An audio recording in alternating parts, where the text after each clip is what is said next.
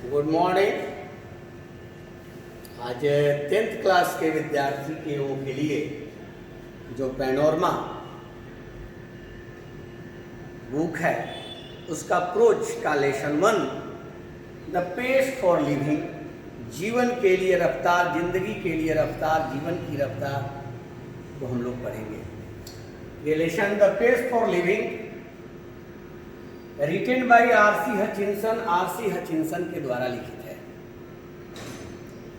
RC. Hutchinson was born on 23 January 1907। इनका जन्म 23 January 1907 को हुआ था एंड डाइड, और ये मरे थे 3 जुलाई 1975 को, 3 जुलाई 1975 को।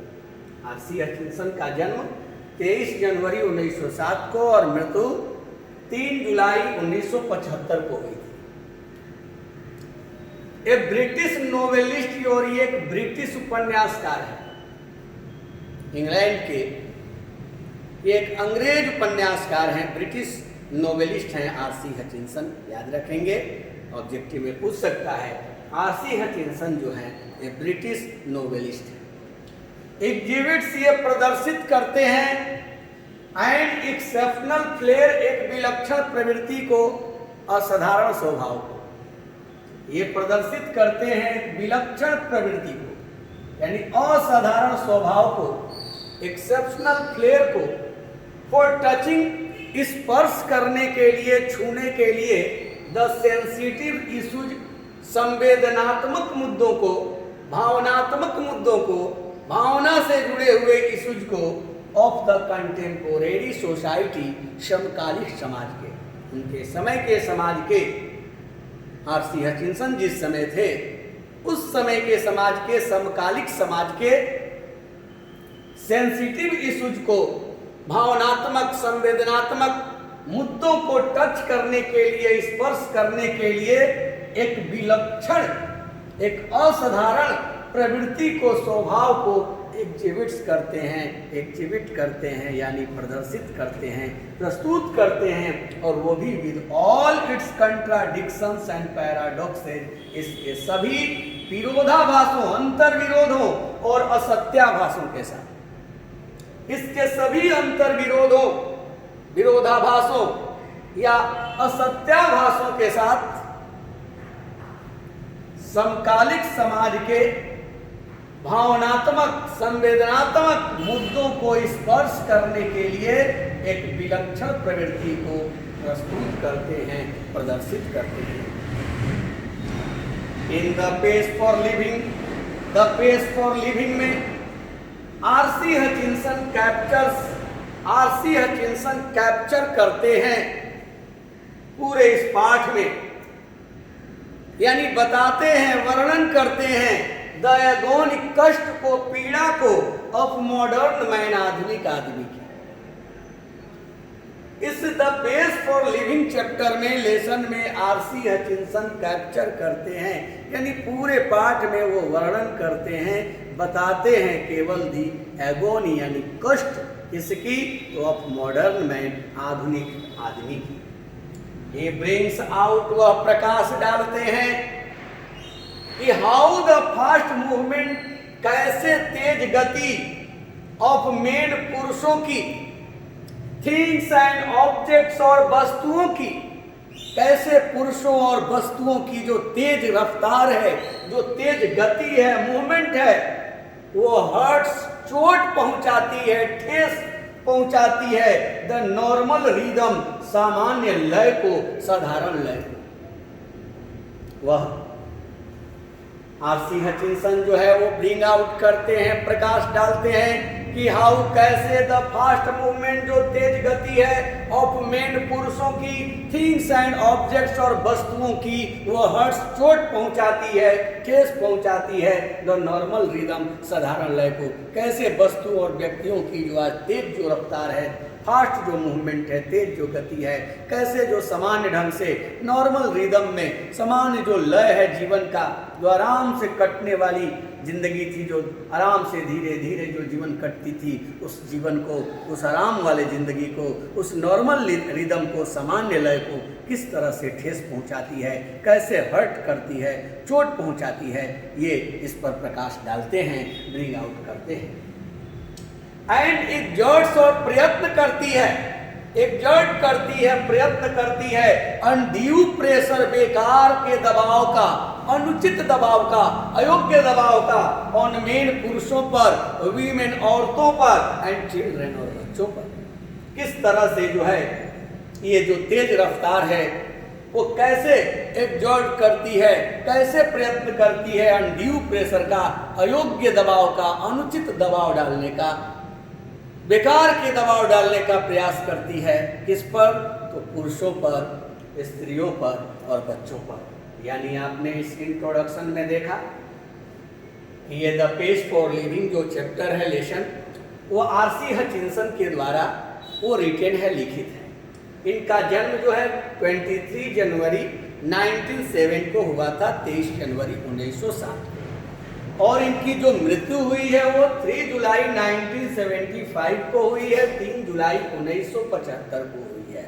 अब ब्रिटिश नोवेलिस्ट, ये एक अंग्रेज उपन्यासकार हैं, एग्जिबिट्स ये प्रदर्शित करते हैं एक्सेप्शनल फ्लेयर, विलक्षण प्रवृत्ति को, असाधारण स्वभाव को ये प्रदर्शित करते हैं फॉर टचिंग, स्पर्श करने के लिए, छूने के लिए, द सेंसिटिव इश्यूज, संवेदनात्मक मुद्दों को, भावनात्मक मुद्दों को, भावना से जुड़ी हुई इश्यूज को, ऑफ द कंटेम्पोरेरी सोसाइटी, समकालिक समाज के, अपने समय के समाज के, और वो भी with all its contradictions and paradoxes, इसके सभी अंतर विरोधों और असत्याभासों के साथ, विरोधाभासों के साथ। In the page for living, ये द पेज फॉर लिविंग जो चैप्टर है, लेसन है, इसमें आरसी हचिंसन कैप्चर करते हैं पूरे पाठ में, यानी पूरे पाठ में ये वर्णन करते हैं, बताते हैं दी एगोनी यानी कष्ट को, पीड़ा को, ऑफ मॉडर्न मैन, आधुनिक आदमी की, आधुनिक आदमी का जो कष्ट है, जो पीड़ा है, उसकी चर्चा करते हैं इस the page for living chapter में। ये ब्रिंग्स आउट, वह प्रकाश डालते हैं कि हाउ, कैसे द फास्ट मूवमेंट, जो तेज गति है, तेज जो मूवमेंट है, रफ्तार है, गति है, ऑफ मेन पुरुषों की, थिंग्स एंड ऑब्जेक्ट्स और वस्तुओं की, वो हर्ष, चोट पहुंचाती है, ठेस पहुंचाती है, द नॉर्मल रिदम, सामान्य लय को, साधारण लय को, सामान्य ढंग से जो जिंदगी कटती है, और उस सामान्य ढंग से धीरे धीरे कट रही जिंदगी को कैसे वस्तुओं और व्यक्तियों की जो तेज गति है वह हर्ट करती है, चोट पहुंचाती है, ठेस पहुंचाती है, इसकी वो व्याख्या, इस पर वो प्रकाश डालते हैं, ब्रिंग आउट करते हैं, और ये भी प्रकाश डालते हैं कि कैसे वो तेज गति एग्जर्ट्स यानी प्रयत्न करती है, प्रयास करती है, अनड्यू प्रेशर, बेकार के दबाव का, अनुचित जो है प्रेशर का, दबाव का, ऑन मेन पुरुषों पर, वीमेन औरतों पर, एंड चिल्ड्रन और बच्चों पर। आप फर्स्ट पैरा देखेंगे, इसमें आज ये तो इंट्रोडक्शन था, अब आरसी हचिंसन जो है फर्स्ट पैरा में क्या कहते हैं?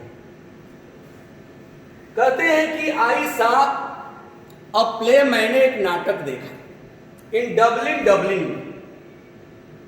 ये प्रश्न ऑब्जेक्टिव में देता है कि where did the writer see a play, यानी लेखक जो है नाटक कहां देखा? तो डबलिन में देखा। तो आई सा अ प्ले इन डबलिन, मैंने डबलिन में एक नाटक देखा। नॉट लॉन्ग एगो, लंबे समय पहले नहीं, मतलब हाल ही में, नॉट लॉन्ग एगो, लंबे समय पहले नहीं, मतलब हाल ही में मैं डबलिन में एक नाटक देखा, और इन विच, जिसमें यानी उस नाटक में द चीफ कैरेक्टर, प्रमुख पात्र वाज था, एंड एल्डरली, एक बुजुर्ग, कॉर्न मर्चेंट, अनाज व्यापारी। और उस नाटक में जो चीफ कैरेक्टर था, जो प्रमुख पात्र था, वह एक बुजुर्ग कॉर्न मर्चेंट था, अनाज व्यापारी था। इन ए स्मॉल आयरिश कंट्री टाउन, एक छोटे आयरलैंड के ग्रामीण शहर, एक छोटे शहर का, कंट्री टाउन का, देहाती शहर। तो जो एक छोटे से आयरलैंड के कंट्री टाउन में रहने वाला एक बुजुर्ग अनाज जो व्यापारी था, कॉर्न मर्चेंट था, वही इस नाटक का चीफ कैरेक्टर था, प्रमुख पात्र था। ही वाज ए मैन, वह एक व्यक्ति था, ऑफ मेनी एंजाइटीज, कई चिंताओं वाला, कई तरह की चिंताओं वाला, कई तरह के चिंता से ग्रसित, चिंताओं से भरा हुआ वो व्यक्ति था, चिंतित रहने वाला व्यक्ति था। कौन? तो वो बुजुर्ग अनाज व्यापारी जो आयरलैंड के एक छोटे से शहर का था। हिज हार्ट वाज वीक, उसका हृदय कमजोर था, वह वीक हार्टेड था, कमजोर दिल वाला वो था, उसका हृदय कमजोर था, छोटा हृदय वाला था। हिज नेफ्यू, और उसका भतीजा, वह चीटिंग हिम, उसे धोखा दे रहा था, उसे ठग रहा था। उसका जो नेफ्यू था, उसका जो भतीजा था, वह उसे ठग रहा था। हिज वाइफ, और उसकी पत्नी को हैड था, रह चुका था, पास्ट परफेक्ट, और उसकी पत्नी को हैड रह चुका था। द फैंटास्टिक नोशन, एक अजीबो गरीब, एक अनोखा विचार, ऑफ स्पेंडिंग, खर्च करने का 10 पाउंड्स ऑन ए हॉलीडे, किसी छुट्टी के दिन 10 पाउंड्स, किसी भी छुट्टी के दिन 10 पाउंड्स जो है खर्च करने का एक अजीब विचार उसके पत्नी के पास रह चुका था। यानी हर छुट्टी के दिन वह 10 पाउंड्स खर्च कर देती थी। तो आता है कि right about corn merchant, corn merchant के बारे में लिखो। तो ध्यान दें, जो लेखक डबलिन में प्ले देखा था, नाटक देखा था, उस नाटक का चीफ कैरेक्टर, प्रमुख पात्र था वो बुजुर्ग कॉर्न मर्चेंट, जो एक छोटे से आयरलैंड के शहर का था। एक आयरलैंड के छोटे शहर से वो बिलोंग करता था, एक छोटे शहर से वो आता था। ही वाज ए मैन, और वह आदमी था ऑफ मेनी एंजाइटीज, यानी कई तरह की चिंताओं वाला, यानी एकदम चिंता से ग्रसित, चिंताओं में रहने वाला वो व्यक्ति था। हिज हार्ट वाज वीक, उसका हृदय कमजोर था, कमजोर हृदय वाला वो व्यक्ति था। और his Neiphiu was cheating him, और उसका जो भतीजा था, जो नेफ्यू था, वो उसको धोखा दे रहा था, ठग रहा था। हिज वाइफ, और उसकी पत्नी को हैड रह चुका था। द फैंटास्टिक नोशन, एक अजीबो गरीब विचार था, ऑफ स्पेंडिंग, खर्च करने का 10 pounds, 10 pounds on A holiday, किसी भी छुट्टी के दिन, छुट्टी के दिन वह 10 पाउंड्स, 10 पाउंड्स खर्च करने का एक फैंटास्टिक नोशन था, एक अजीबो गरीब, एक अनोखा विचार उसके पत्नी के पास रह चुका था। ऑल टुगेदर, पूर्ण रूपेण, द पेस ऑफ लाइफ, जीवन की रफ्तार, पूर्ण रूप में जो जिंदगी की रफ्तार थी, was getting too much for him, उसके लिए अब बहुत ज्यादा होती जा रही थी, अति होता जा रहा था।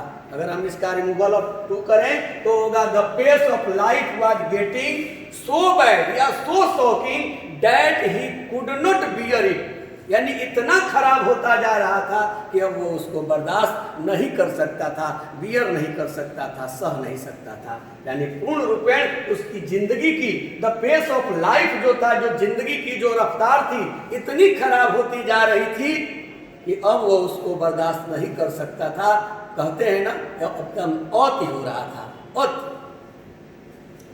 And in a moment of despair, और निराशा के पल में, निराशा के क्षण में, जब वो एकदम निराश था, तो उस पल में he uttered a great cry from the heart, वह दिल से, हृदय से चिल्लाया।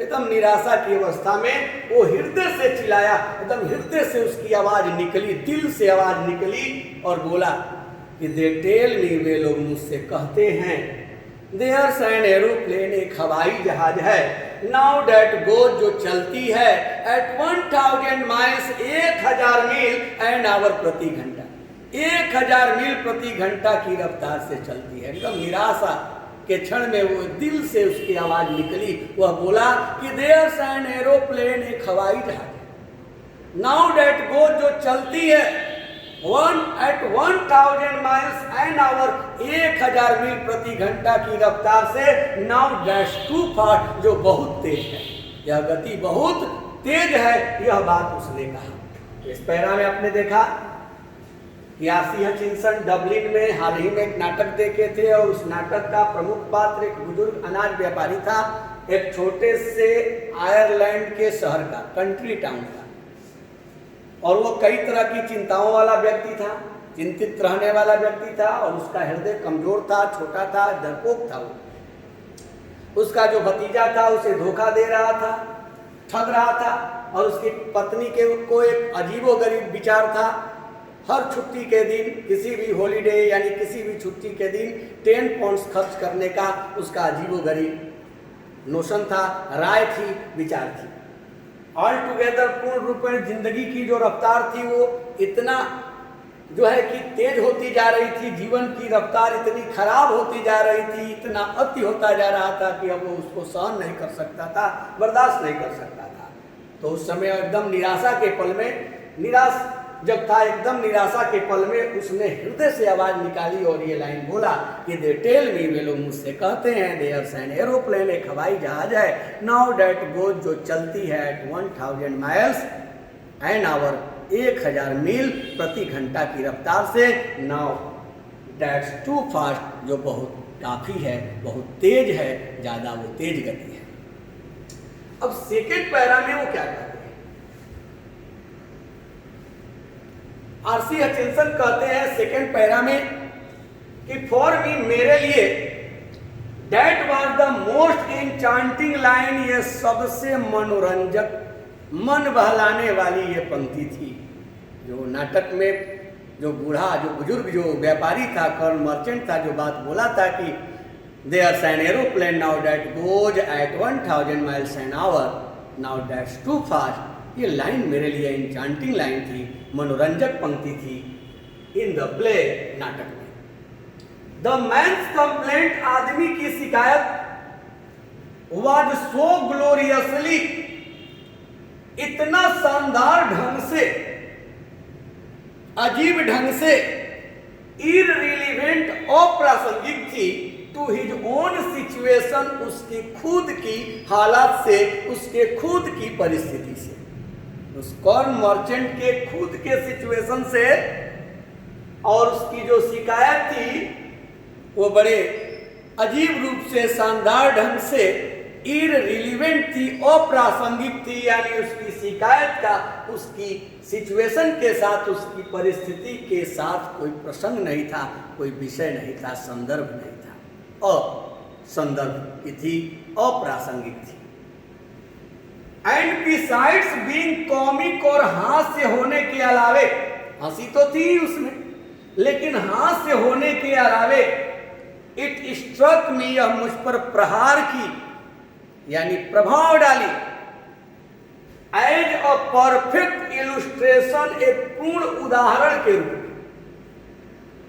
हास्य होने के अलावे भी यह लाइन मुझ पर, यह पंक्ति, उसका कही हुई बात, उसकी शिकायत, एक पूर्ण उदाहरण के रूप में मुझ पर प्रहार की, प्रभाव डाली, ऑफ द वे, उस तरीके के पूर्ण उदाहरण के रूप में जिस तरीके से दी आयरिश, आयरलैंड के लोग, आयरलैंड वासी, गेट एट, पहुंचते हैं, सटल ट्रूथ, सूक्ष्म सच्चाइयों तक, बाय द मोस्ट अनलाइकली, अत्यधिक असंभाव्य अप्रोचेस, सोचों के द्वारा, सबसे ज्यादा असंभावित सोचों को के द्वारा, असंभाव्य, जो संभव नहीं है, ऐसे ऐसे सोचों के द्वारा सूक्ष्म सच्चाइयों तक आयरलैंड के लोग जिस तरीके से पहुंचते हैं, उस तरीके के पूर्ण उदाहरण के रूप में यह लाइन मुझ पर प्रहार की,